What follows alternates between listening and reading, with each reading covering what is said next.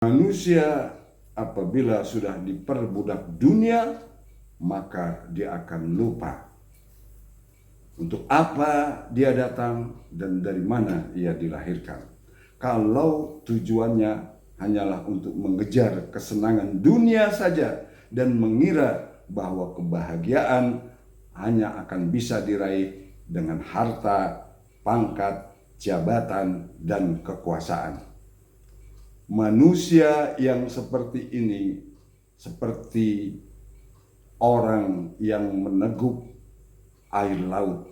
Semakin diminum, ia akan semakin haus. Dia tidak akan segan-segan melakukan berbagai macam cara. Sudah tidak tahu lagi mana yang halal dan mana yang haram bagi mereka apabila itu menguntungkan dan melanggengkan kekuasaannya, jabatannya, maupun kedudukannya, tidak segan-segan ia lakukan. Ia akan melakukan tebar fitnah di mana-mana. Ia akan menyalahkan orang-orang yang benar dan ia akan membenarkan orang-orang yang salah sepanjang itu untuk menguntungkan dirinya dan kelompoknya. Bagi orang-orang yang seperti ini, hukum akan tumpul ke atas tetapi tajam ke bawah. Dia juga akan melakukan menjilat ke atas dan menindas ke bawah.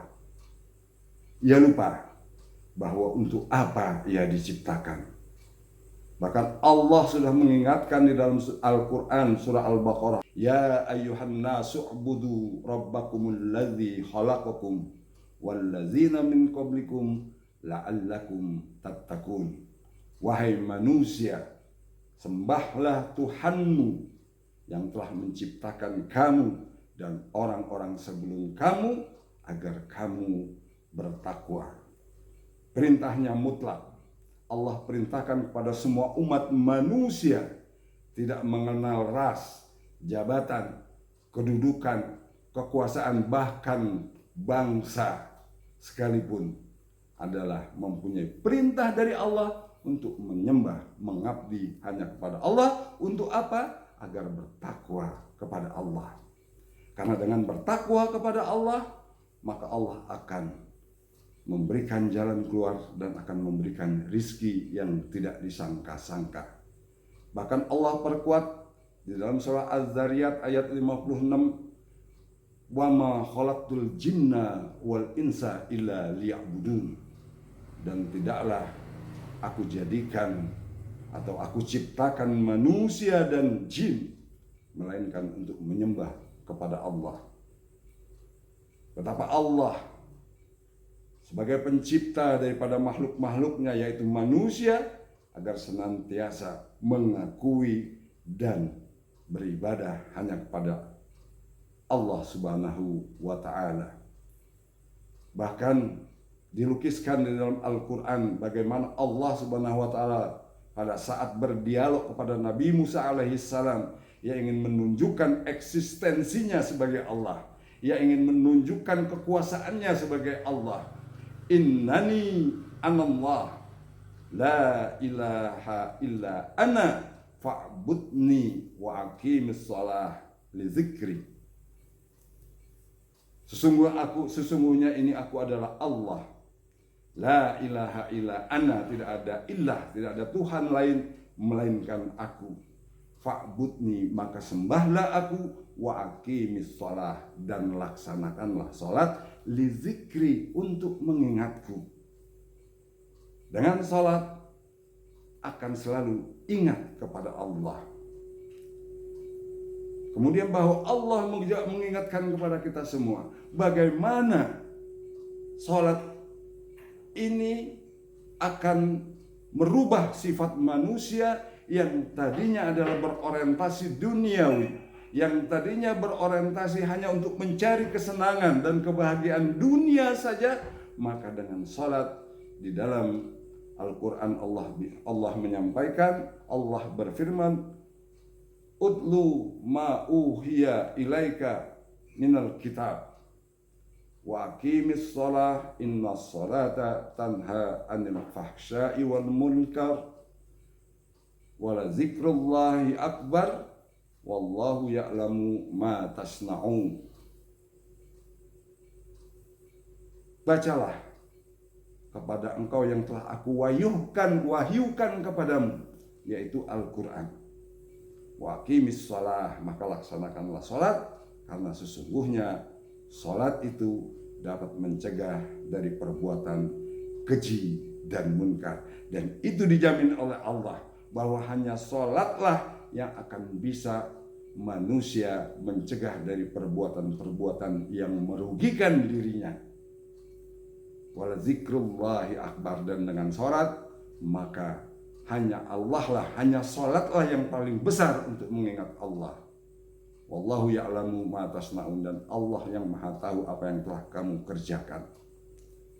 Apapun, apabila sudah Allah kehendaki, apabila Allah sudah memang memilih kita sebagai hamba-hamba Allah yang terpilih, menjadi hamba-hamba Allah yang akan diberikan amanah, maka kata Allah, Qulillahumma malikal mulki tu'til mulka man tasha' wa tanzi'ul mulka mimman tasha' wa tu'izzu man tasha' wa tuzillu man tasha' biyadikal khair innaka ala kulli syai'in.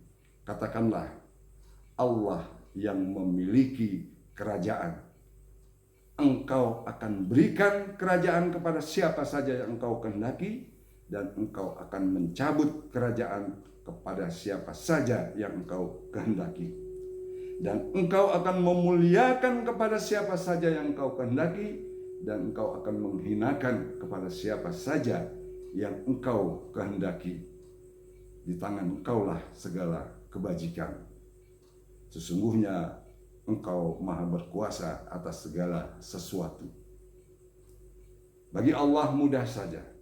Apabila ia ingin mencabut kekuasaan, apabila ia ingin memberikan anugerah kekuasaan, apabila ia ingin memuliakan manusia, apabila ia ingin menghinakan manusia, bagi Allah semudah membalikkan telapak tangan. Tetapi perlu diingat bahwa di tangan Allah segala kebaikan.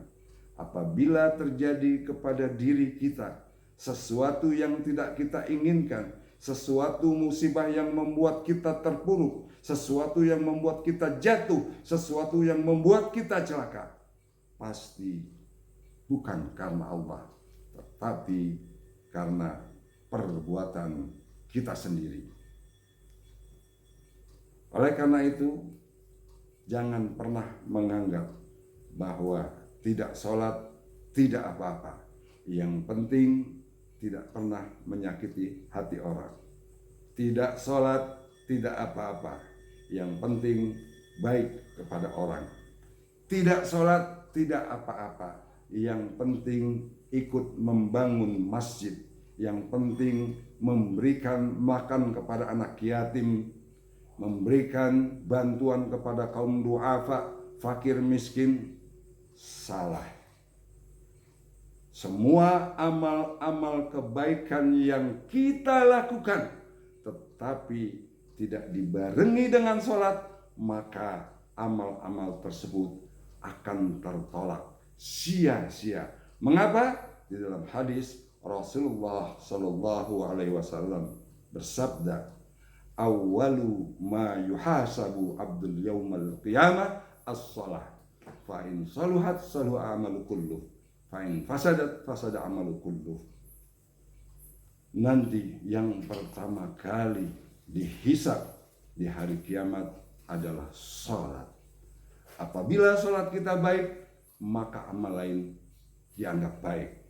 Apabila sholat kita jelek, buruk, maka amal lain pun akan dianggap buruk. Oleh karena itu, apabila kita tidak sholat, apapun yang kita lakukan, kebaikan apapun yang sudah kita lakukan, tidak akan punya arti apa-apa di mata Allah. Karena dasarnya adalah sholat. Karena sholat, wa aqimus sholat, adalah sebagai tiang daripada agama. Agama ini akan jatuh, runtuh tanpa tiang apabila hamba-hambanya tidak sholat kepada Allah, tidak berbakti kepada Allah, tidak menyembah kepada Allah, maka manusia yang seperti ini adalah manusia yang rugi, baik di dunia maupun di akhirat. Demikian yang dapat kami sampaikan. Mohon maaf atas segala kesalahan. Terima kasih atas segala perhatian. Hadanallah wa iyyakum ajma'in.